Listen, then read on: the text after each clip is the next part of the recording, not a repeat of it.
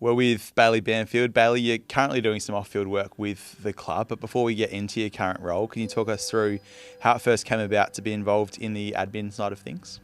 Yeah, I think it started during the COVID times. We had one of our little mini lockdowns of 2 weeks or so, and I got Googling and just doing a bit of research of myself on carbon neutrality and what that entailed, what it was, and started thinking to myself, is that something the club could look at? Is that something that we could do here? Because it's always been a passion of mine, the environment and sustainability. So I sort of started thinking about that side of things and what is the club doing at the moment and what could we be doing in the future. So I put a little presentation together from some of that research and sent it to some of the guys upstairs, and they were pretty interested in it. So sort of started some chats and then started a little part-time role upstairs. And how has that role evolved in that time? Yeah, at the start it was a bit more just broad and generic, I guess, and just like looking into some of this stuff and what the club could be doing. And then in the last 6 months or so, it's become a lot more focused into can we develop a strategic plan for the club that aligns with the current broader strategy, but can we tie in some sustainability elements to that, and specifically looking through the UN Sustainable Development Goals through the club lens and what the current operations here are in those spaces, and what are some of the things that we can be doing in the future as well. Talk to us about this sustainability project. How significant has it been? Yeah, so it's called Anchoring a Sustainable Future, which I think ties in nicely with what we're trying to do at the club. As a strategy, it looks at what we've done in the past.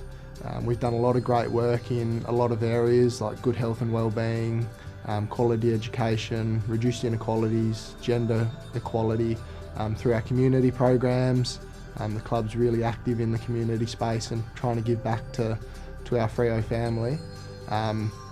So it's looking at what we've done in the past and really celebrating that, but then also looking forward into what can we do better in those spaces in the future, and also what can we do in the climate action and responsible consumption and production space. How can we minimise our imprint on the environment, but also use our platform to share stories and contribute through our platform to share a really positive, sustainable message. And what's been a standout sustainability learning for you throughout the process? I think so. As part of the job was going back through the club's history and coming up with what has the club been doing in all those different areas that I mentioned before, and just it was really eye-opening for me as a player, not knowing a lot of the stuff that we do as a club and for the community. Or knowing some of it, but a bit on the periphery, or you're sort of involved, but you just step in for a day, and then you're not that involved elsewhere. But just looking and sort of having that bird's eye view on what we do as a club, and all the community programs and all the hard work that goes in upstairs to deliver some of these programs and deliverables to our community is pretty special.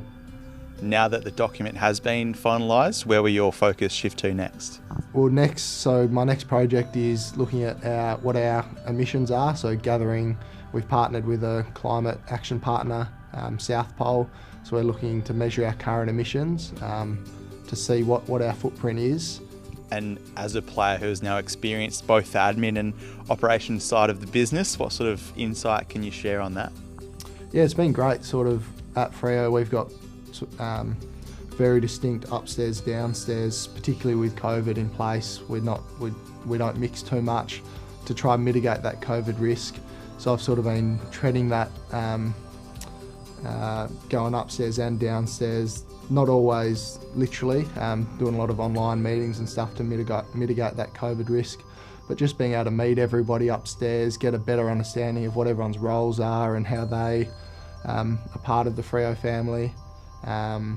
And just getting a better understanding of how a footy club works, I guess, which you don't always see as a player. We get the pretty easy role of just rocking up to training when we're told, games when we're told, and playing footy, and I sort of have got to see a lot of the work behind the scenes that goes into delivering that. And in terms of your other non-footy passions and commitments, can you tell us about some of those? Yeah, I've been doing a day a week at a management consulting firm as well.